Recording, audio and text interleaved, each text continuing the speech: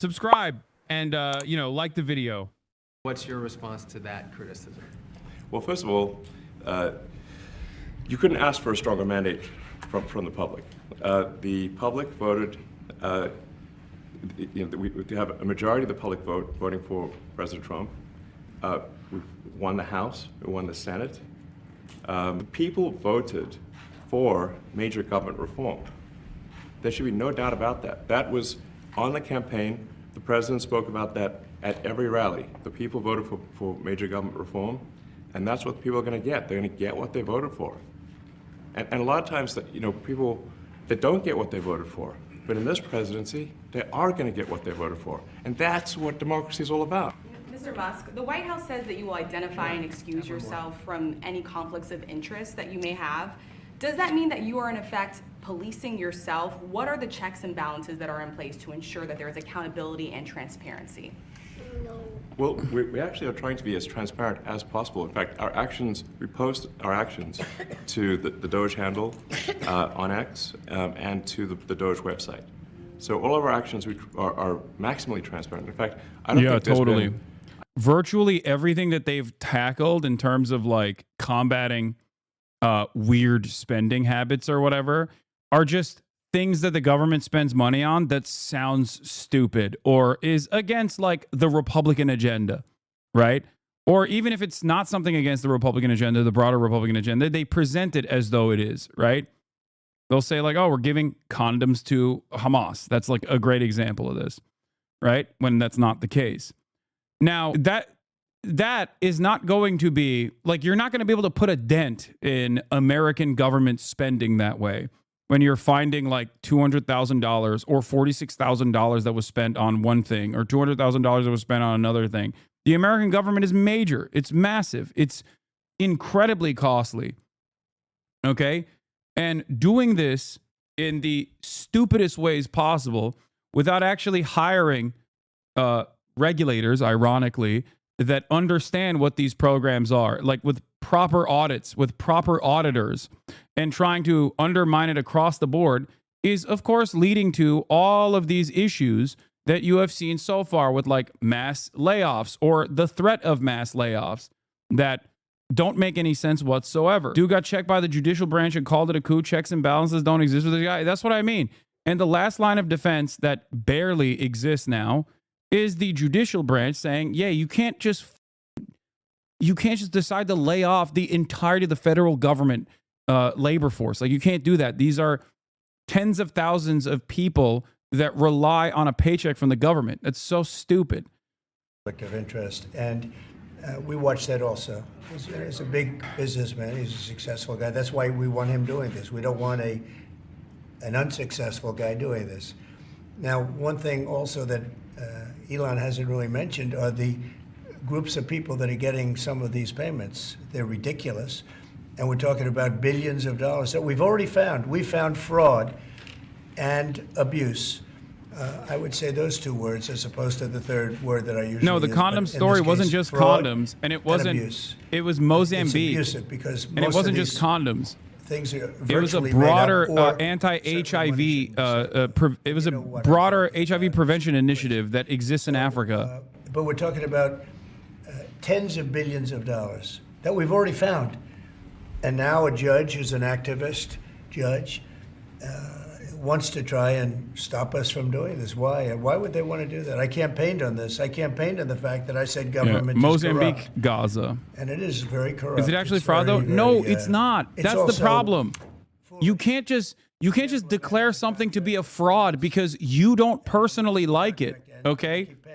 The simplest example is contraceptives. Let's say that there's enough people within the Republican government that consider contraceptives to be unchristian-like. And there are plenty of people who think contraceptives are unchristian-like. You can't just say, oh, it's fraudulent to spend these pre-allocated funds on contraceptive programs in Africa in an effort to combat sexually transmitted diseases. Just because you don't agree with it doesn't mean it's fraud. It's ridiculous. You call that incompetence, maybe. Yeah. It could be corruption. It could be a deals made on both sides, where The guy gets the money. He kicks. I think there's a lot of kickback here.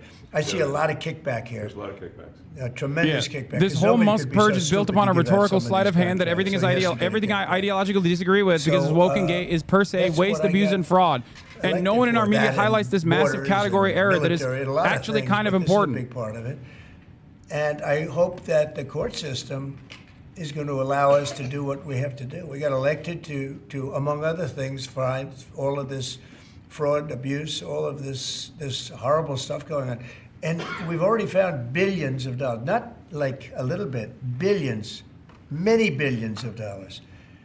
And when you get down to it, it's going to be probably close to $1 trillion. It could be close to $1 trillion that we're going to find. No, That that part is completely ridiculous. You are not cutting $1 trillion worth of government spending. Okay, I wish. I'm not knocking anybody for that, but he has certain leanings, and he wants us to stop looking. How do you stop looking? I mean, we've already found it.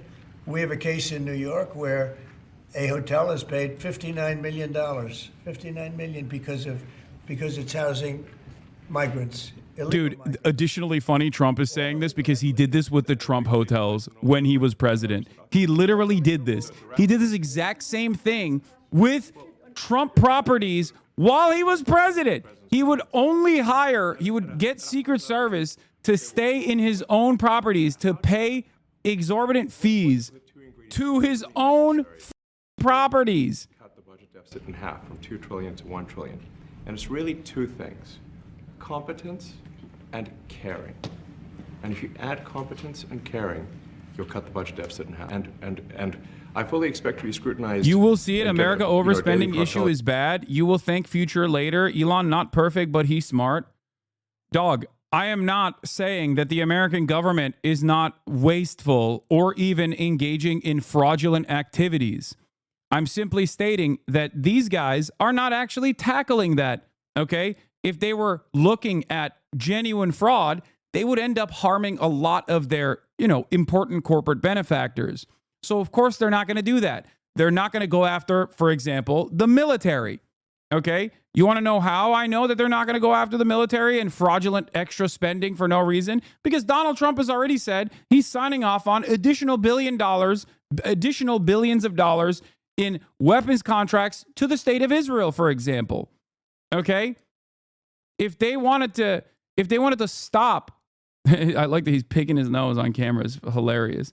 Like, if they wanted to go after fraud and waste, they would not take out the Consumer Financial Protection Bureau. Okay? How is that taking out fraud?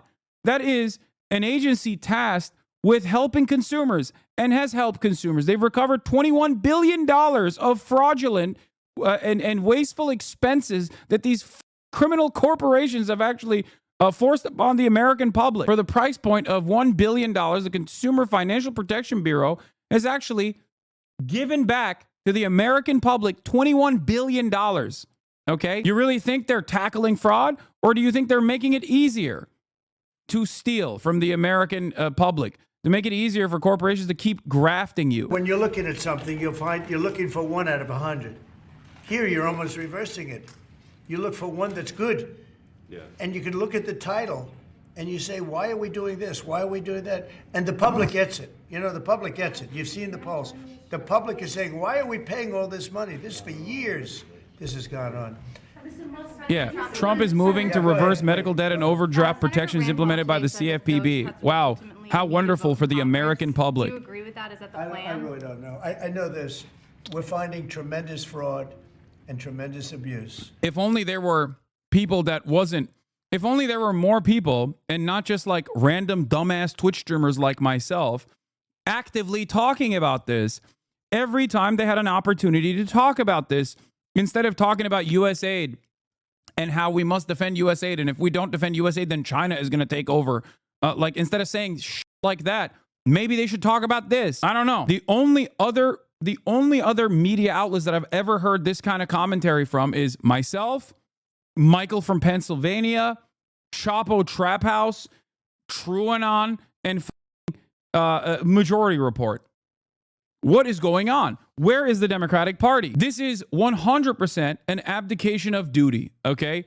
It shouldn't be up to Drop Site News, Majority Report, myself, and some others that are actively saying this is a ridiculous thing that they're doing. It is actually not beneficial for the American public. This is a horrible thing to do, especially when you have someone that is responsive to populist sentiment. Okay, it's crazy. It's crazy to me that Hakeem Jeffries is not talking about this every goddamn day. Okay, it's crazy to me that the Democratic Party is not going on every news outlet and saying, "Look at what they're doing. Look at what they're doing." They claim to be on the side of the American public. Instead, they're just showing their bellies, dude. Spending bill, March 14th deadline to try to rein him in. Chuck Schumer also said they're not going to put up a government spending fight as well, which I think is ridiculous. I think they are going to do that, I suspect. That would be insane. Look, here's the bottom line. The Republicans are already shutting down good chunks of the government. And no, this isn't hypocrisy baiting, chatter. What are you talking about?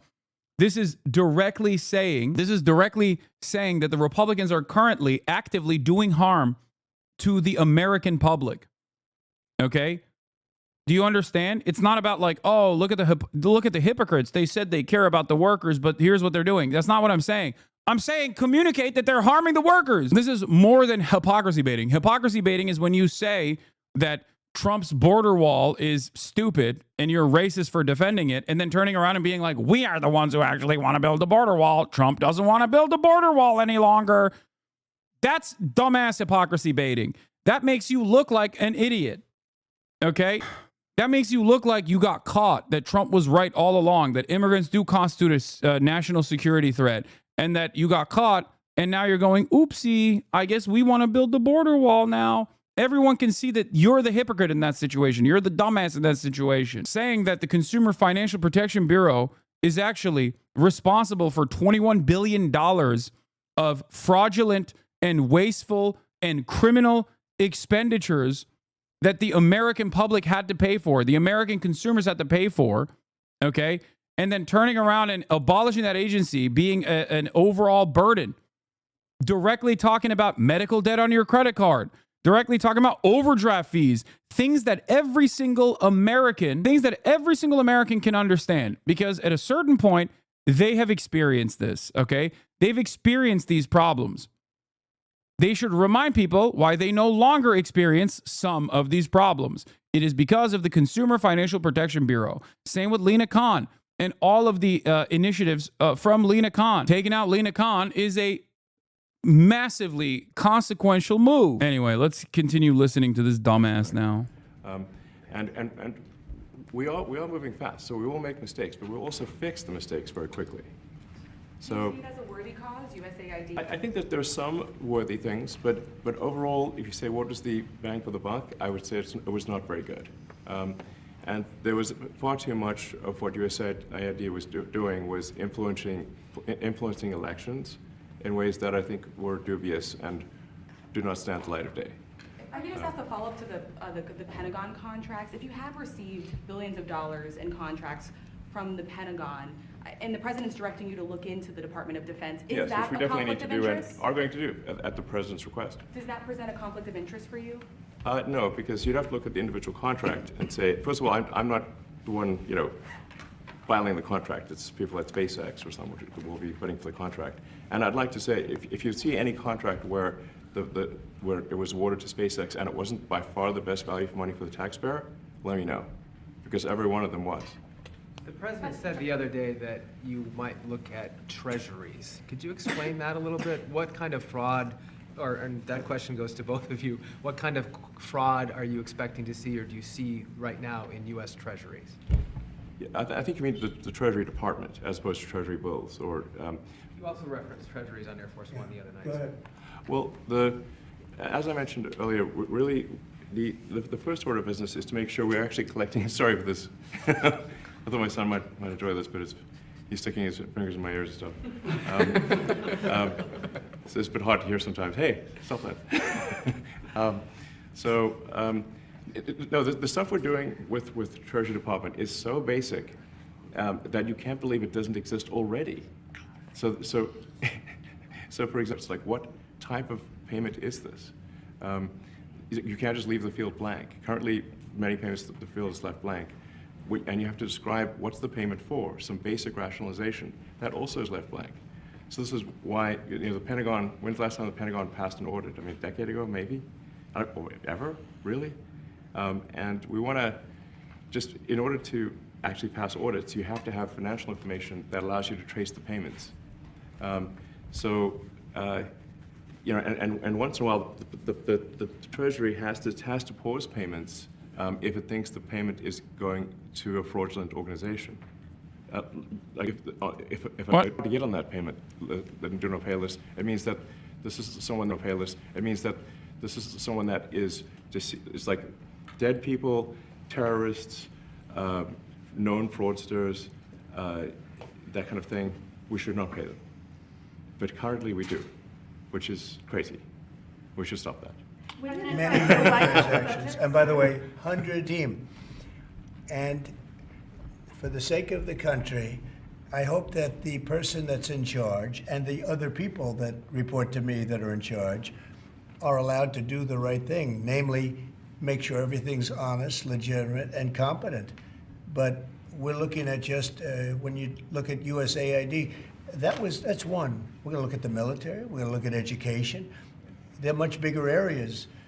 But the USAID is really corrupt.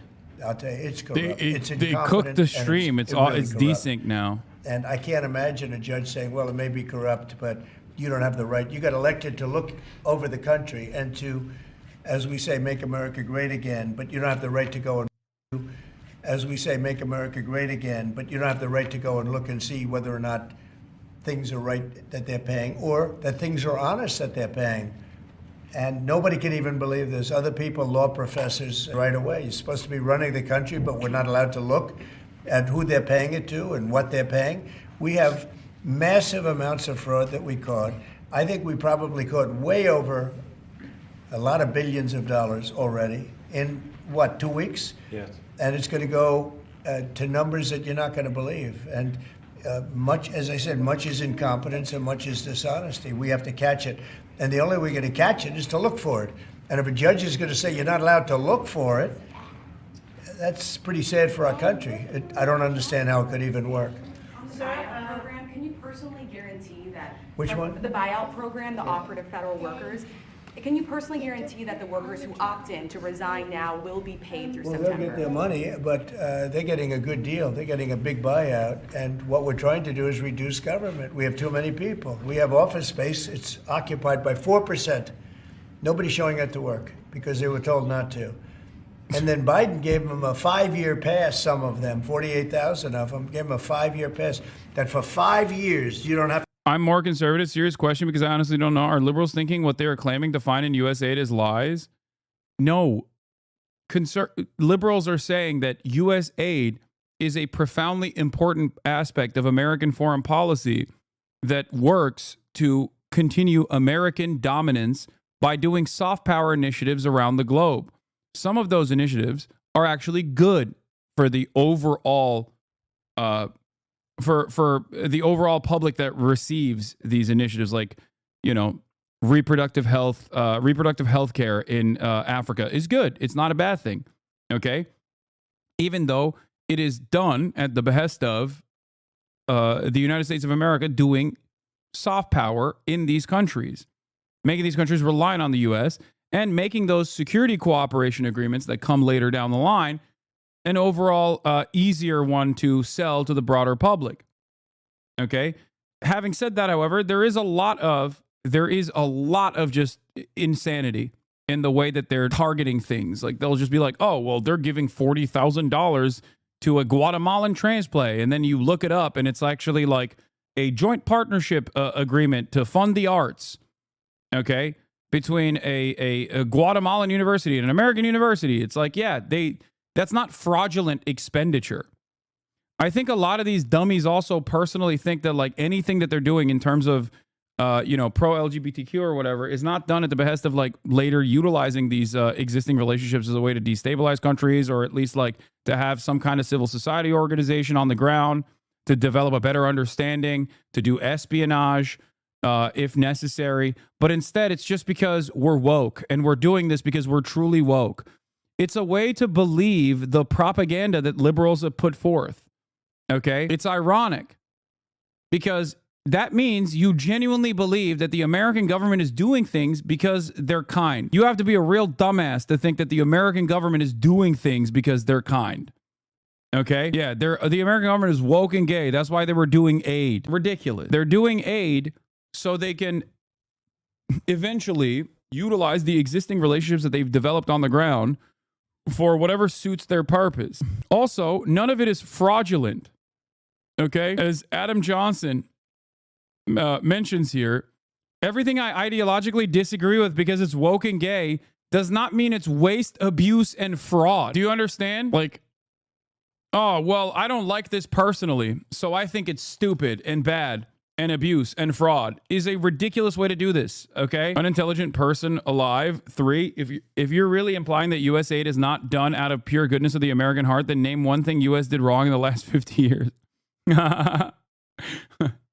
I can't name one. It would be easier for me to name one thing that America has done that is... There's nothing I can name in general that America has done for in the name of good, okay? Even Ukraine is a great example of what I'm talking about. Ukraine is on the right side in terms of morality, okay? Ukraine has an understandable moral position to rid its national borders of a military invasion.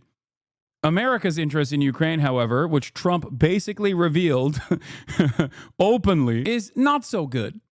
Okay? You can't go wrong back in Ukraine. That's it. You have to look at the situation and truly believe that America is always doing good things around the world for you to assume for you to assume that their intentions with Ukraine is good, even if they openly state that their intentions are not pure. Their intentions are impure.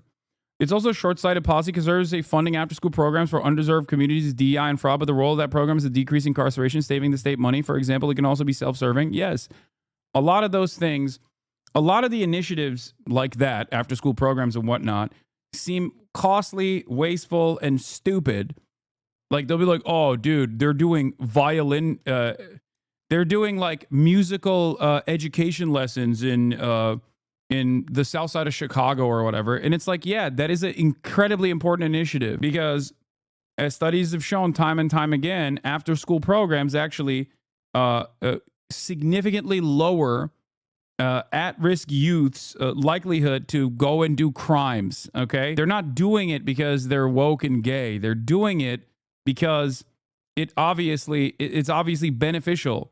It saves the government more money down the line as well if these kids are not doing crime and then doing crime obviously is chaotic. They're stealing cars and whatever. Or obviously you don't want like property loss in general for the broader public. But it's also better overall for the government now that you don't have to like put a bunch of children in the system at an early age. But that requires you to, 1, do a little bit of reading. In order to understand these initiatives and the long-term impact of said initiatives, that requires you to imagine an alternative instead of simply closing your eyes and going, nah, dude, I have these racist beliefs that these guys are intrinsically evil and inferior. I won't say that they're inferior because of their race. I'll say they're inferior because of their culture as a substitute for race. And that no amount of violin lessons is going to stop these kids from stealing Kias or whatever. Okay? When all evidence points to the exact opposite, that these initiatives are very helpful. Anyway, if only we could get Republicans to think that, like, the carceral state is woke and gay and incredibly costly. The AP says it was barred from covering a White House event because of its editorial policy regarding the Gulf of Mexico. Today, we were informed by the White House that if AP did not align its editorial standards with President Trump's executive order renaming the Gulf of Mexico to the Gulf of America, AP would be barred from accessing an event in the Oval Office. This afternoon, AP's reporter was blocked from attending an executive order signing. Ugh, so petty. It's so unimaginably stupid. Anyway, here. There was a decent question here in terms of conflict of interest. But if there's a conflict of interest when it comes to you yourself, for instance, you receive billions of dollars in federal contracts, is there any sort of accountability, check and balance in place that would provide any transparency to the American people? There's a conflict of interest when it comes to you yourself. For instance, you've received billions of dollars in federal contracts. When it comes to the Pentagon, for instance, which the president I know has directed you to look into. Yeah. Are you policing yourself in that? Is there any sort of accountability check and balance in place that would provide any transparency for the American people? Well, all of our actions are fully public. So if you see anything, you say like, wait a second, hey, that seems like maybe that's, there's a conflict there. It's not like people are going to be shy about saying that. They'll say it immediately, Including you yourself. Yes, but transparency is what builds trust, not simply somebody asserting trust. So not somebody saying they're trustworthy, but transparency, so you can see everything that's going on. And then you can see, am I doing something that benefits one of my companies or not? It's totally obvious. And if we thought that, we would not let him do that. No, you wouldn't. No, you are doing that. You literally brought up fraudulent and wasteful spending, talking about how the federal government offered millions of dollars to New York hotels in order to house migrants. That's not wasteful spending.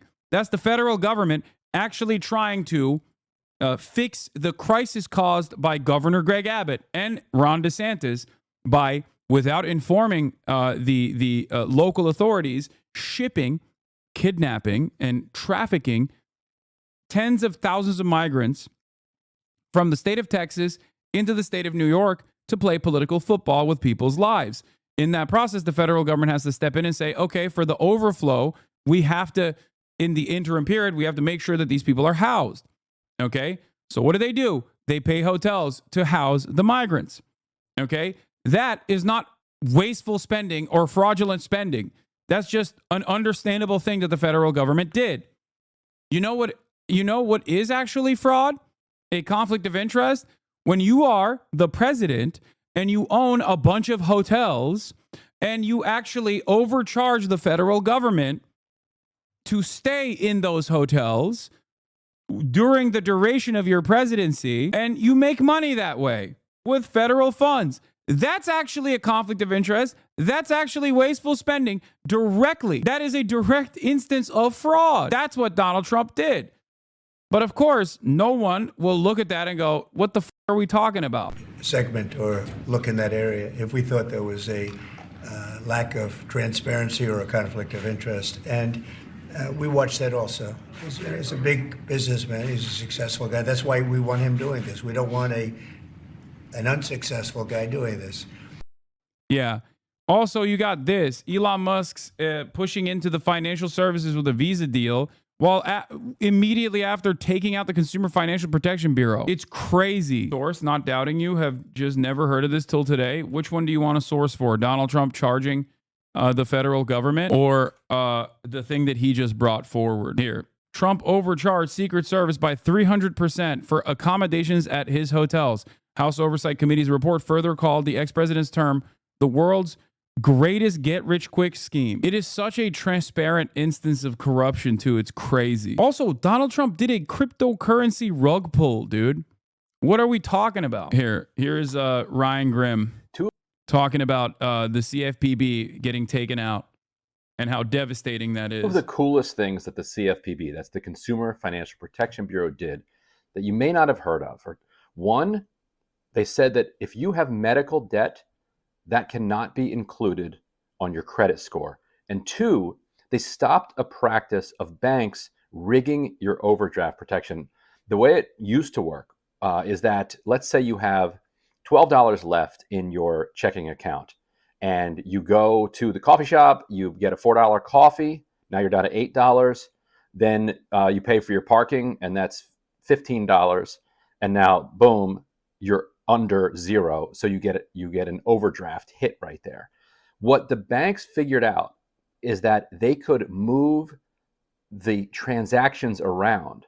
So if you spent $15 and had 12 left, they would make that the first transaction that they hit. So boom, now you're $3 under. Then they hit the coffee.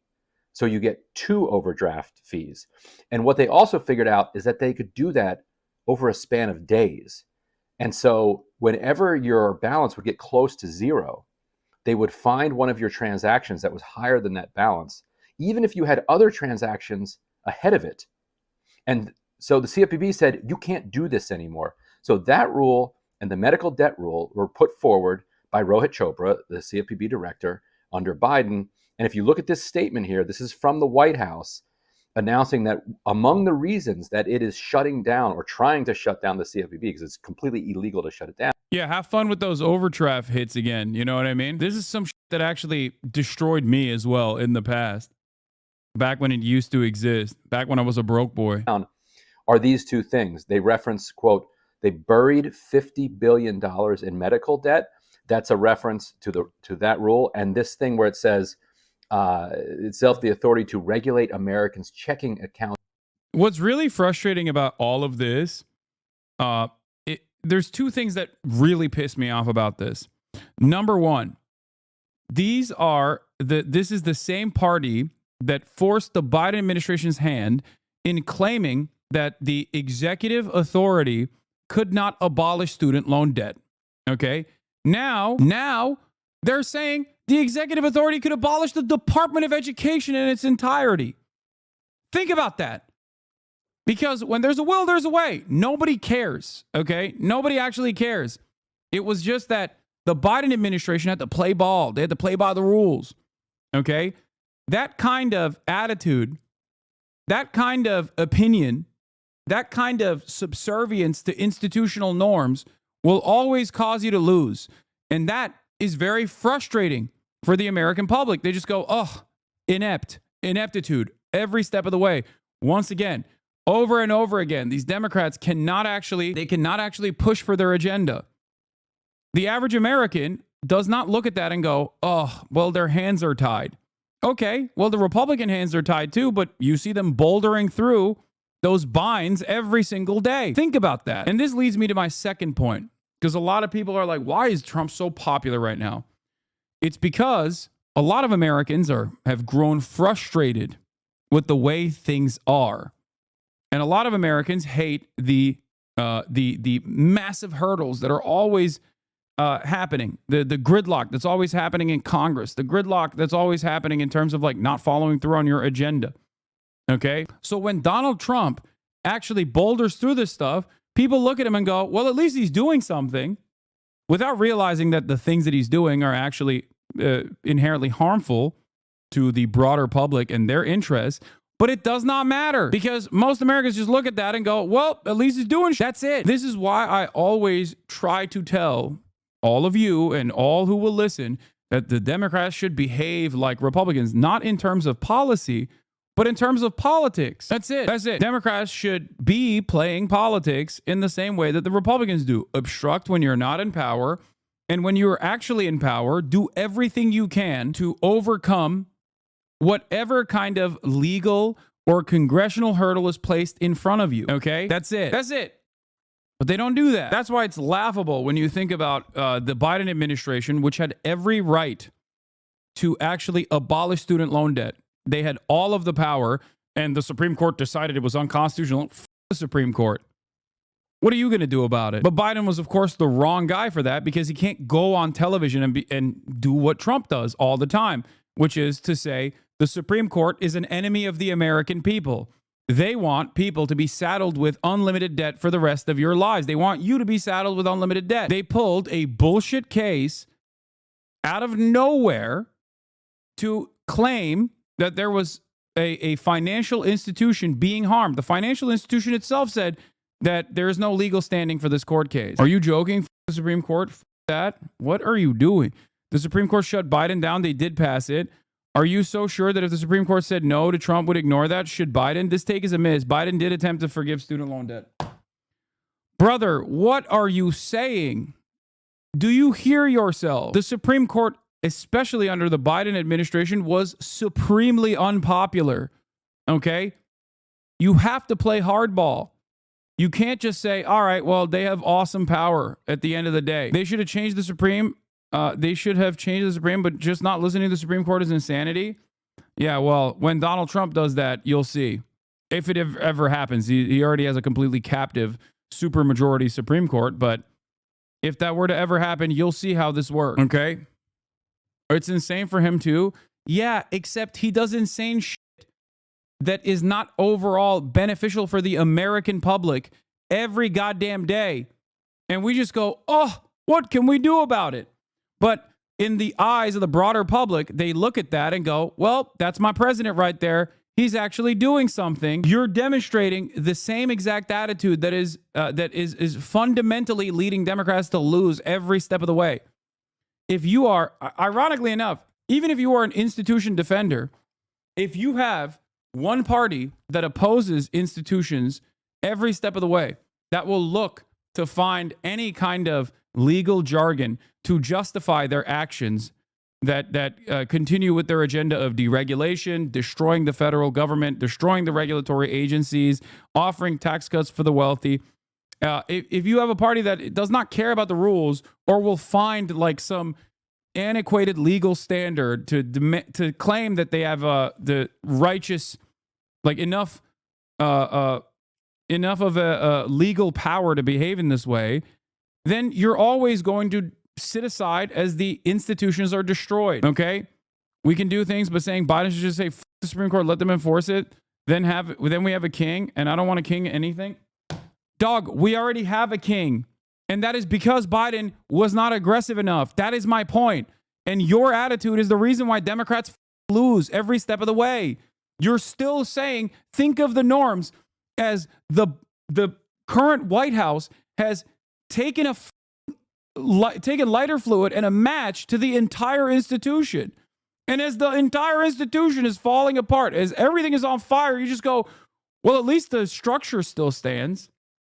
We must protect what remains. You're basically hallucinating an alternative reality, okay? You're hallucinating a reality where anybody actually cares about institutions and their infallibility. Aggressive, if you're saying we should do away with democracy, then I don't know what to tell you. I don't want a leftist monarch. First of all, I want a leftist monarch. You're a moron if you don't think that you want a leftist monarch. It is democratic. Do you think that when the overwhelming majority of the public does not want abortion to go away, and then the Supreme Court decides, nah, it's going away, protecting that standard is democratic? No, it's not. It's inherently undemocratic. What the are you talking about? You don't even need to be a left-wing monarch in that regard. You're wrong. If you think the Supreme Court of 9 unelected lifetime appointment justices making up fake nonsense to decide and lying to the public, by the way, every step of the way, because all of the Trump appointees lied to the American public when they said they would not overturn Roe v. Wade, and then they ended up doing that. That was inherently undemocratic. And instead of addressing that and saying this decision is completely unacceptable, okay, the Democrats just basically said, oh, this is a great opportunity to fundraise. And people like yourself that are at the heart of the Democratic Party still maintain the position that, oh, they're trying their very best. You're libbed up at a time when liberalism has died, okay? It's over. It's over. It's done.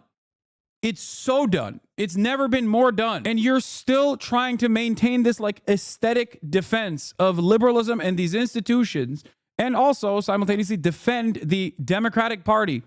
This is the reason why the Democratic Party's approval rating is lower than Donald Trump right now. Okay? Who is this for? Who is this argument for? It's for nobody. This clip will not age well. What do you mean? You cannot try to fight fair with people who are not fighting fair at all. This clip will not age well is so stupid because guess what? It's already aging. It's crazy. He means you saying left-wing monarchy is democratic.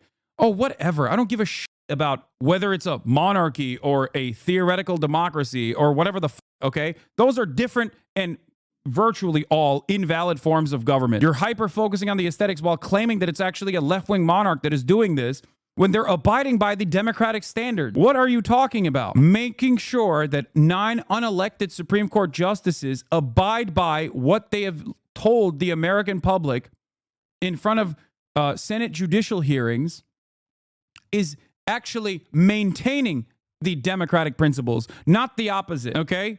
Do you understand? You can call that, a left-wing monarch all day, every day. I don't give a shit what you call it.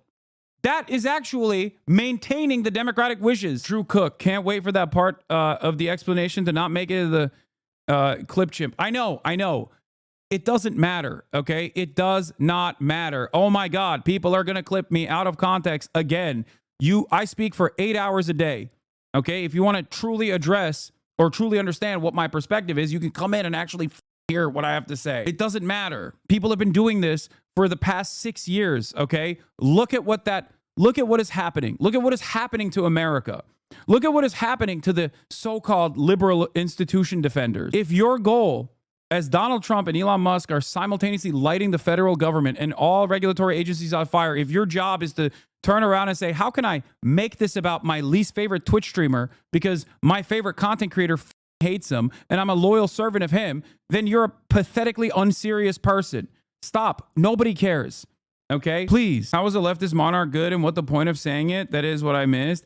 It doesn't matter. I don't care. I don't care about a leftist monarch or a democratic organization. My point is not that. My point is currently we don't have a real democratic process. And if you're defending the Supreme Court, you're not defending democracy. That's my point. Stop maintaining like aesthetic sentiments about liberalism and institutions. You're not living in the real world. Look around. It's so funny to be like, oh, leftist monarchs, I'm terrified. What are you talking about? We literally have direct fascist control over the government, and you guys are worried about a Stalin? What are you talking about? There is no leftism in this country, okay? The average American is not even class conscious a little bit, okay? Shut the up. Stop looking to the most leftist person that you can point to say, I'm not like that. I'm so scared of that. See, I'm one of the good ones. Who is this for? There's dudes named Big Balls and Booger Eater ripping through the federal regulatory agencies and engaging in mass layoffs, and you're over here being like, well, the institutions. I'm scared. I'm scared of communism. Be serious, dude. You know who was a left-wing monarch? FDR. Dumbasses. You know who's also doing FDR shit, but in the opposing direction, in the fascist direction? Donald Trump. Okay? That's it. If you want to understand why people think he's killing it right now, well, because Donald Trump is doing FDR shit, but in the opposite direction. By dictating government price controls. That's how the banks say that the CFPB stopped them from moving transactions around to hit you with extra overdraft fees. Now, if you click on those links, they would actually take you to statements. He was not. He threatened the Supreme Court. He threatened to stack the court, saying you ignore the Supreme Court. That is not FDR. You're wrong. I agree with you most of the time. I just don't agree with the idea that the solution is to do it Trump style. The only solution is to actually fight back. And people like yourself that are institution defenders are... What is happening right now? What the frick? That's weird. It's fine. My alert boxes are busted again. Okay? By banks. So this is the Trump administration coming in, saying it's here for working Americans and going and doing bankers' bidding so that they can keep ripping you off. Oh. Big Balls heard you and hacked you. Yeah. Elon admits he will tell some lies. That an example of the fraud that you have cited. Yeah, I mean, he's like, oh, my bad. Yeah, we dominated the media cycle for like 48 hours nonstop, but here's where we're at. Was $50 million of condoms was sent to Gaza. But after fact check this, it apparently Gaza in Mozambique, and the program was to protect them against HIV. So can you correct the statements? It wasn't sent to Hamas, actually. It was sent to Mozambique, which makes sense why condoms was sent there. Yeah. And how can we make sure that all the statements that you said were correct, so we can trust what you say? Well, first of all, some of the things that I say will be incorrect and should be corrected. So nobody's going to bat 1,000. I mean, we will make mistakes, but we'll act quickly to correct any mistakes. I'm not sure we should be sending $50 million worth of condoms to anywhere, frankly. I'm not sure that's something Americans would be really excited about. You said on X. Why are the freaks so active recently? Is this admin cooking like the disease left like a fever or what? No, that person who is criticizing me is not like a regular old right-wing freak. He's just a liberal, okay? He's a liberal who thinks that aesthetically or not, there is still some reason to maintain like a defense of institutions at a time when the Republicans are shredding said institutional norms to suit their agenda. And they are looking at this Okay, they are looking at the situation and basically advocating for a reality that does not exist, and a reality that actually has caused the Democratic Party to lose over and over and over again. Got to hold up those institutions to stop fascism. It always worked. Look at Germany. Yeah, that's it. Yeah, it's just ridiculous. With us today, and if you'd like to say a few words, and thank you very much. Mr. President, thank you very much for having us, and so short after your inauguration, I think just as a testament to what you said is a special relationship between our two countries and the personal relationship of friendship and trust between the two of us. Mr. President, I truly believe that with all the challenges that we have in the Middle East, that I finally see somebody that can take us across the finish line to bring stability, peace, and prosperity to all of us in the region. And it is, I think, our collective responsibility in the Middle East to continue to work with you, to support you, to achieve those lofty goals. So I'm very delighted to be here. And as you said, sir, we've got some very interesting discussions ahead of us. Very good. Very good. Thank you very much. Mr. President, many people in the region, especially Jordan, are worried about the annexation of the West Bank. Will you give His Majesty the King guarantee that you won't allow Israel to annex the West Bank? And how are you going to I think that's going to work out very well. That's not really what we're talking about today. I think that's something that's going to work out automatically, and it's in good shape. And we discuss it, and other people have discussed it with us and with me. That's going to work out. West Bank is going to work out very well. Mr. President, why should the king take in the Palestinian people? He's made clear he doesn't want to. Well, I don't know, but he may have just something to say because we discussed just briefly. I think maybe you want to say it now, or? Well, Mr. President, I think we have to keep in mind that there is a plan from Egypt and the Arab countries. We're being invited by Mohammed bin Salman to discussions in Riyadh. I think the point is how do we make this work in a way that is good for everybody? Right. Obviously, we have to look at the best interests of the United States, of the people in the region, especially to my people of Jordan. And we're going to have some interesting discussions today. I think one of the things that we can do right away is take 2,000 children that are either cancer children or in a very ill state to Jordan as quickly as possible, and then wait for, I think, the Egyptians to present their plan on how we can work with the president to work on the Gaza challenges. So you're I want to tell you, excuse me, wait, just please. I didn't know that what you just said, 2,000 children with cancer or other problems, and that's really a beautiful gesture. That's really good, and we appreciate it. And we'll be working on the rest with Egypt. I think you're going to see some great progress. I think with Jordan, you're going to see some great progress. Three of us, and we'll have some others helping, and we're going to have some others at a very high level helping, and the whole thing will come. It's not a complex thing to do. And with the United States being in control of that. The Egyptian Foreign Ministry has dropped a statement as well. Egyptian Foreign Ministry has shared a statement saying it will propose a comprehensive plan for Gaza's reconstruction to ensure Palestinians can remain on their land. It stresses that any resolution to the conflict must uphold regional peace and Israel's occupation and implement a two-state solution. It added that Egypt would work with U.S. President Trump to achieve a just settlement for Palestinians. Egypt is not playing ball to the same degree as King Abdullah is. In his statement, King Abdullah is rewriting history. He never said this to Trump in front of the cameras. He kept talking about a summit with MBS in Egypt and said, I reiterated Jordan's steadfast position against the displacement of Palestinians in the Gaza and West Bank. Yeah, he didn't. And what he did instead was say, oh, yeah, we'll take 2 million children. I mean, not 2 million children, 2,000 children to basically get Trump to shut the f up. Okay, that's it. Sorry, I said 2 million accidentally. Yeah, it's just basically to say like, yeah, we'll do something. It's the same thing that like Claudia Sheinbaum did, or the same thing that Justin Trudeau did when they were like, oh, we're gonna move more people to the border. Okay, this is the unified Arab position. Rebuilding Gaza without displacing the Palestinians and addressing the dire humanitarian situation should be priority for all. Anyway. A piece of land, a fairly large piece of land. You can have stability in the Middle East for the first time. And the Palestinians, or the people that live now in Gaza, will be living beautifully in another location. They're going to be living safely. They're not going to be killed, murdered, and having to leave every 10 years, because I've been watching this for so many years. It's nothing but trouble.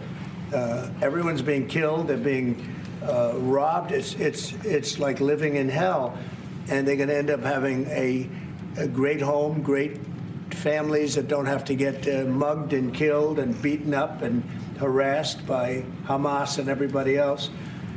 And I know we'll be able to work something. And what you just said about the 2000 is fantastic. It's so beautiful. It's music to my ears.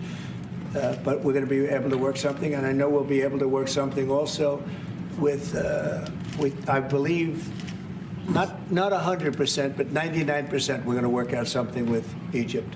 But Mr. President, during your election campaign, Mr. President, how is the U.S. going to own Gaza? Your White House has made clear taxpayer dollars won't be used for this. So what money are you going to use to buy Gaza? We're not going to buy anything. We're going to have it, and we're going to keep it, and we're going to make sure that there's going to be peace, and there's not going to be any problem, and nobody's going to question it. And we're going to run it very properly, and eventually we'll have economic development at a very large scale, maybe the largest scale on that site. And we'll have lots of good things built there, including hotels and office buildings and housing and other things. And we'll make that site into what it should be. Yeah, it's just the Palestinians won't be able to live on it, even though they're there right now. And we have no way of pushing them out other than hoping that Israel will be able to forcibly remove them from that land and force all of the Palestinians that don't want to leave, killing them, and then forcing those that don't want to leave by gunpoint to the Sinai Peninsula or into Jordan. Great stuff overall. Now, it's interesting because this is not a new concept, okay?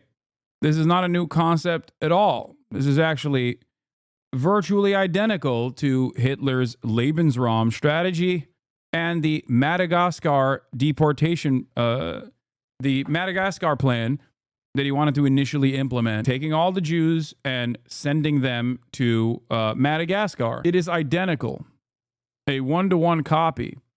And many people in Israel are totally on board with the idea. I wonder why. Here's one of the conceptualizations that they've put forward, okay, that Nathan Robinson also correctly called out. This is the exact same plan that the Nazis had to send the Jews to Madagascar. An intriguing suggestion has been proposed with the problem of relocating Gaza Arab Palestinians. South of the Arabian Peninsula is an island called Socotra. It is the sufficient size and has almost no inhabitants. The location is far from the Jews that the Palestinians despise so much and closer to the Arab brethren, with a water buffer zone to keep them at bay, literally, as the other Arabs prefer. It is also a beautiful paradise with even more beachfront property than Gaza. 25,000 likes. Fox now justifying ethnic cleansing in the most blatant ways possible. This population in Palestine is hostile, it's uneducated. Literally wrong. The Palestinian population is more educated than the Israeli population on average. This is incorrect. The Palestinian population has a higher educational retainment per capita, a higher rate of college-educated people than the Israeli population has. It's just a lie, a racist lie. It's even more radicalized than they were at the beginning of this. I mean, now they have no homes at all. They're even more hateful of the Israelis. And their birth rate is explosive. The average Palestinian woman has 5.5 babies. The average Israeli woman has only 2.5 babies. So demographically, they're a threat, not to mention the national security. This is an insane thing to state. Like, this is just pure. I don't know how else to cover this. It's just pure sentiment. He said that their population is explosive. They're just having too many children. It's a demographic issue. Yeah, how do you deal with that? You just, forcibly sterilize them, I guess. Woman has only 2.5 babies. So demographically, they're a threat, not to mention the national security threat. There is no way you can have these two peoples living side by side. I don't think Kamala would have said these things. Hey, who was it that said Trump and Kamala would be the same for Palestine? Yeah, dude. You do realize that Kamala Harris lost because she wouldn't separate herself from Joe Biden on any issue, even the least popular one, which was Israel-Palestine. And that is the reason why Trump won. You recognize that, right? I like that this is an opportunity for you to say, oh, Who would say that Kamala and Trump are not the same as one another? First and foremost, the Biden administration, which Kamala Harris also aligned with, okay, she was the vice president after all and refused to separate herself from the Biden administration, also actively tried to quietly push forward the exact same Trump agenda of ethnic displacement. They did do that. They actually actively tried to get regional partners in Jordan and Egypt to take on hundreds of thousands of Palestinians. Okay? They tried to do that just because they were masquerading in like better propaganda, making it seem as though they were trying their very best to do something that's very different than Donald Trump. Doesn't change that reality. Having said that, I didn't say Kamala Harris and Donald Trump would be the same on Israel anyway. I have long maintained the position that American foreign policy is uniparty and the Republicans only make it more right-wing. And then the Democrats come in and don't actually reverse those decisions because American foreign policy at the end of the day is still uniparty. Perhaps the greatest evidence of this was Joe Biden coming in after Donald Trump and not overturning any of the Abraham Accords, moving the embassy to Jerusalem, the permanent annexation of Syrian territory in Golan Heights for Israel.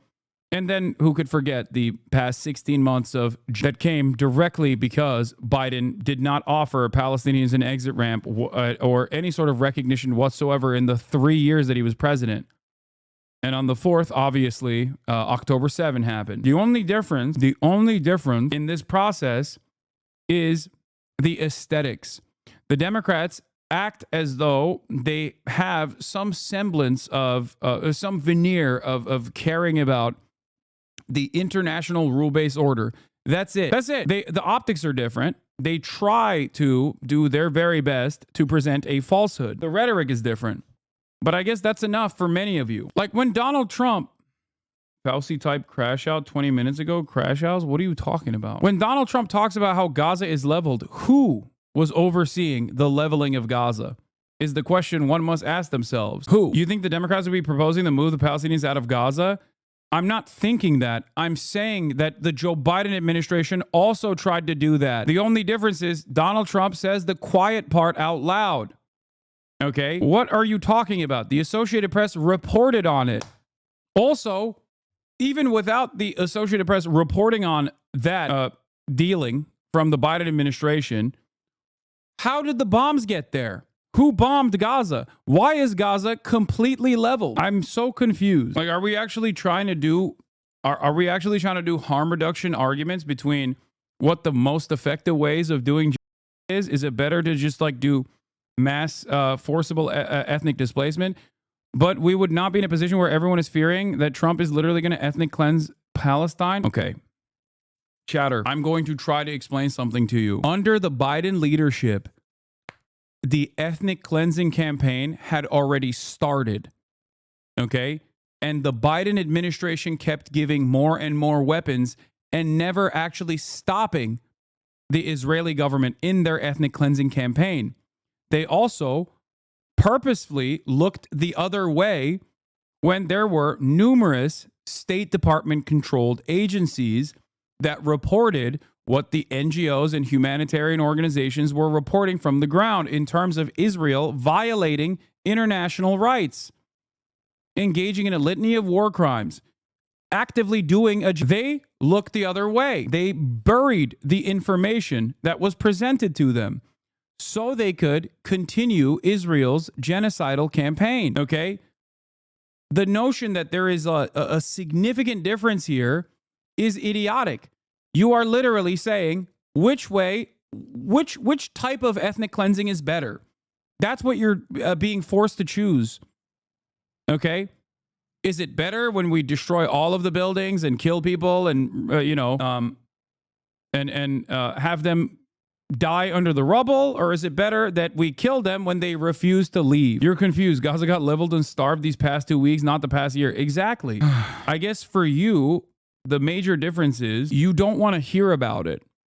Or rather, the Democrats at least were able to make you feel better about because they kept lying and saying there are red lines. They kept lying and saying that they're working tirelessly around the clock for a ceasefire. Okay? It does not make sense. The worst part about it, from your standards, also, if you are interested only in team sports and nothing else, is that it would have been beneficial for Kamala Harris to actively communicate a different perspective on Gaza, to actively separate herself from the Biden administration. It would have been electorally beneficial for her, but due to her loyalty and due to her interest in maintaining the current administration's foreign policy goals, she did not do that. And she didn't do that, and she lost. So even if you want to talk about this from a purely partisan perspective, she could have done things. Even if it was a lie, she could have still at least had the decency to lie to the American public. They didn't even want to lie. Trump at least lied, by the way. I mean, it was obvious that he was lying. I reported on it at the time. I told you that there was no way that Donald Trump got $100 million from Miriam Adelson was going to actually deviate away from the pro-Israel position. But at least he went to Dearborn and was like, oh, falafels, it's great. I love you guys. I'm going to end it. I'm going to end all of it. Democrats literally didn't even lie to the American public when it was electorally beneficial for them. That's crazy. They actively turned around and said, no, we don't want you in the party. We don't want you to vote for us. We're going to win without you. They didn't even want to play politics. It's crazy. Anyway, so the notion that like, oh man, well, you got what you deserved, pro-Palestinians or whatever, is an idiotic thing to say, especially because I also said Donald Trump would take it one step further than the Democratic Party for sure in terms of West Bank annexation. Okay. And that it was, I never said that Donald Trump was pro-Palestinian and said the exact opposite. But the very fact that the Democratic Party lost a decent chunk of the Muslim voters to a guy that did the Muslim ban, that used Palestinian as a slur, as a pejorative, is insane to me. How can you look at the situation and not get mad at the Democratic Party? How can you look at the situation and go, we have to never run campaigns like this ever again? You explain it like it's your fault Kamala couldn't voice her support for loud enough for certain liberals. Yeah. Why even argue who doesn't get that there's a in Gaza since Biden is lost? Yeah, it's not my fault, but it doesn't matter. People have horse blinders on, and they're desperately looking to attack anyone and everyone they can. And the new meta from a lot of like extremely online liberals is to say, oh, Hasan is the reason why Kamala Harris lost. It makes no sense, but it's a comfortable narrative for a lot of people so that they don't have to look at the Democratic Party and say, oh man, they are the reason they lost this all on their own. And the people from Gaza who wouldn't be able to be there for years, because you're talking about just to get it and prepare it and to take care of all of the problems that currently it has, as you know, tunnels, and people are in those tunnels, and you have some good people and some bad people, and you may have hostages right now. You know, you have the hostages possibly there. They don't know where they are. And, you know, I have a Saturday deadline, and I don't think they're going to make the deadline personally. I think they want to play tough guy, but we'll see how tough they are. But it's... What is this? No, the only dick riding idiot is you bending over for Trump thinking he's different. What? Also, you literally had Democrats actively advocating for the Palestinians. What is happening here? Why are you guys fighting one another? Oh, I love that. When all else fails, when everything is falling apart, I love when liberals look to blame leftists and the leftists look to blame other leftists. Yeah, that's the reason chatters are just fighting each other. Great stuff, guys. Oof. It's going to be a wonderful thing. It's going to be wonderful for the Middle East. I think it'll turn the Middle East. I think you're going to have peace in the Middle East. You're going to eventually have peace in the Middle East. Couldn't this deadline risk undermining the talks that you're having with the king today, and risk the kind of wider peace that you're trying to? Because we're not talking about a big situation. We're talking about something that can go very quickly. We're talking about it's going to go quickly. It's not going to take a long time, okay? That's not going to take a long time. You know bullies? You know what a bully is, right? You know, the bully, I've always, and I found it throughout my life, a bully is the weakest person. And they're bullies. Hamas is bullies. Dude, that's so funny. Claiming that the bully is the weakest person, which is true, and then not recognizing that you yourself are the bully is crazy. The weakest people are bullies. You know that, right? All right, go ahead. Mr. President, you were saying that Palestinians will live somewhere else safe. Where exactly do you want them to live? Well, it's not where I want them to live. It's going to be where we ultimately choose as a group. And I believe we'll have a parcel of land in Jordan. I believe we'll have a parcel of land in Egypt. We may have someplace else. But I think when we finish our talks, we'll have a place where they're going to live very happily and very safely. And, you know, don't forget, they only want to be on the Gaza Strip because they don't know anything else. They never had an alternative.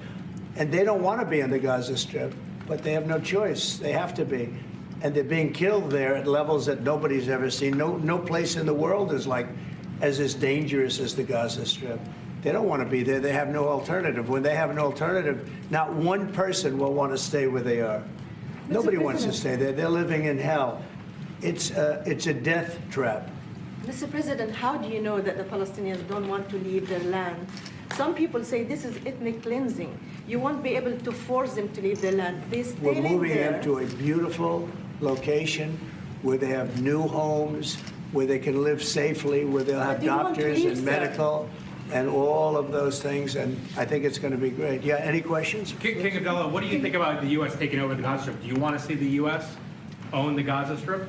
Well, I think, as I said earlier, the president is looking at Egypt coming to present their plan. As I said, we will be in Saudi Arabia to discuss how we can work with the president and with the United States. So I think let's wait until the Egyptians can come and present to the president and not get ahead of ourselves. And is there a parcel of land in Jordan that you're willing to have Palestinians? Well, I think what we said, I have to look at the best interests of my country. I think the president is very happy that we do this thing with 2,000 children as quickly as possible. And again, I believe that the president is looking forward to getting a group of us Arabs here to discuss the overall plan. And last question, the 2,000 children, are those from the Gaza Strip? Absolutely, from the Gaza Are Strip. you willing to change your mind, Mr. That's President? from the Gaza Strip, the 2,000. Are you willing to change your mind if you hear the Egyptian and the Arab plan end of the month? If they present you something different, are you open to I other think plans? we sort of have gone down the line. We know pretty much what is going to be presented. And I think it's going to be something that's going to be magnificent for the Palestinians. They're going to be in love with it. I did very well with real estate. I can tell you about real estate. They're going to be in love with it. But Mr. President, that concern you that moving 2 million people from there. It's a very small number of people. Stop giving a shit. Thank you for the 50 gifted subs. Sorry, I didn't notice it. Relative to other things that have taken place over the decades and centuries. It's a very small number of people. And they're living a terrible life. Look at the way they're living now. Yeah, they're really going to love being ethnically cleansed from their ancestral lands or what remains of the area that they were initially displaced to. They're going to love that. They're going to personally prefer that. They're going to love that so much. Oh, 2 million people he's talking about. Forcible ethnic displacement. I can't, dude. It is so insane. By the way, you want to know something that's also kind of interesting about this process? This is yet another area where the Democrats are not in unison, collectively saying this is. Part of that is because they would look incredibly hypocritical if they actually chirped about it, considering that they also oversaw the ethnic cleansing of Palestine under their watchful gaze.